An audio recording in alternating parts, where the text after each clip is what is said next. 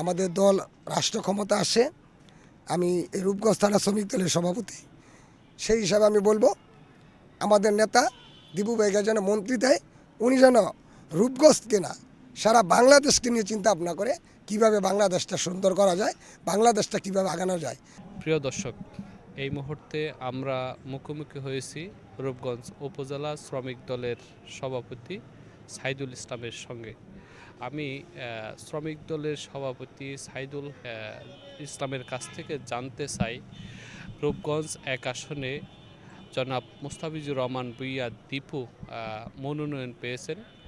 আগামী 12ই ফেব্রুয়ারি ত্রয়োদশ জাতীয় সংসদ নির্বাচন অনুষ্ঠিত হবে, আর মাত্র কয়টা দিন বাকি।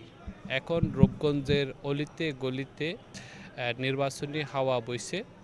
সেই বিষয়ে আমি তার কাছ থেকে জানতে চাই। আসলে দীপু ভাইদের সম্বন্ধে যদি তাদের বাপদাদা ওনার দাদা বাবার সম্বন্ধে যদি আমরা বলতে চাই, গাউসিয়া মার্কেটটা হচ্ছে আপনার এশিয়া মহাদেশের বৃহত্তম একটা মার্কেট।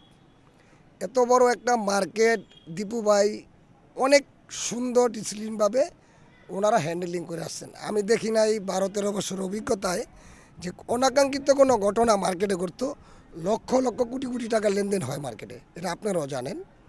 অর্থাৎ দীপু ভূঁইয়া রাজনীতিতে আসাতে আমাদের যে রূপগঞ্জের যে অভাব, এটা অপূরণীয় হয়েছে। কারণ ওনারা সামাজিক কাজে কন, ব্যবসায়িক কাজে কন, আজকে রূপগঞ্জ আমরা কিন্তু একটা অবহেলিত 2,500-এর মতন একটা অবহেলিত থাকতাম। আজকে রূপগঞ্জকে সারা বাংলাদেশের যে কোনো জায়গায় যাই, রূপগঞ্জের পাশাপাশি গাউসিয়া নামটা চলে আসে। কারণ গাউসিয়া মার্কেটটা পরিচালক মোস্তাফিজুর রহমান দীপু ভাই।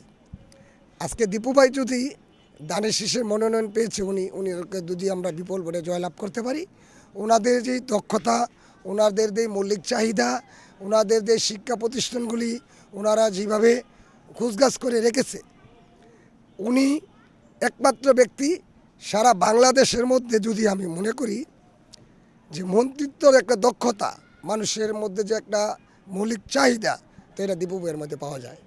কারণ ওনারা উনি জন্মগতভাবেই ধনী ফ্যামিলির লোক। ওনার দাদা গুলবুস ভূঁইয়া, ওনার বাবা মজিবুর রহমান ভূঁইয়া, উনি উপজেলা চেয়ারম্যান ছিলেন। ওনার চাচা সুলতানুদ্দিন ভূঁইয়া জাতীয় পার্টির এমপি ছিলেন। ওনার আরেক চাচা আমির হোসেন ভূঁইয়া বলতে ইউনিয়নের চেয়ারম্যান ছিলেন। আসলে ওনারা রাজনীতি পরিবারের লোক। ওনারাই একমাত্র পারে রূপগঞ্জকে রূপনগরের মতন সাজিয়ে গোছগছ রাখার মতন। আর ওনারাই পারে, ওনাদের মতো লোকই পারে বাংলাদেশের মধ্যে নেতৃত্ব দেওয়ার যোগ্য স্থান উনি রাখে।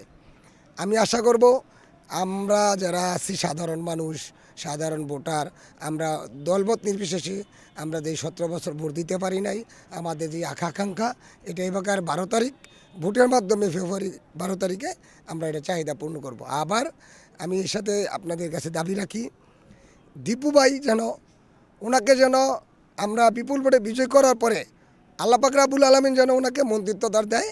মতিন চৌধুরী যে উনি চলে যাওয়ার পরে যেই আমাদের রূপগঞ্জটা একটা ঘাটতি, একমাত্র দীপু ভাই পারে এটা আমাদের পূর্ণ উদ্ধার করার জন্য। উন্নয়নমূলক কাজ দেখেন, মাদ্রাসা, মসজিদ, স্কুল, মন্দির, গির্জা, সব জায়গায় আপনার দীপু ভাইয়াদের ফ্যামিলির ছোঁয়া আছে, ওনাদের ছোঁয়ায় লেগে আছে। আবার আপনি দেখেন দীপু ভাই, উনি দীর্ঘ 17 বছর বিএনপি যখন আপনার দলের বাইরে ছিল, এই সময় এত হাজার হাজার নেতাকর্মী বহু মামলা হামলার শিকার হয়েছে, অনেক মানুষ আপনার পঙ্গুত্ব হয়েছে। এগুলি সম্পূর্ণ দায়ভার কিন্তু দীপু ভূঁইয়া কাঁধে নিয়ে উনি সমস্ত আর্থিক সহযোগিতা, সর্বোচ্চ উনি সহযোগিতা করছেন। একটা মানুষ এই যে দলের প্রতি ভালোবাসা, 17 বছর নিজের বিলিয়ে দিয়ে কর্মীবান্ধব হয়ে যেভাবে আমাদেরকে আগলিয়ে রেখেছে, উনি রূপগঞ্জের একজন গর্বিত নেতা হিসাবে পরিচিতি লাভ করেছে। তাই আমি মনে করব আমাদের দেশনায়ক তারেক রহমান যদি আমাদের দল রাষ্ট্র ক্ষমতা আসে, আমি এই রূপগঞ্জ থানা শ্রমিক দলের সভাপতি।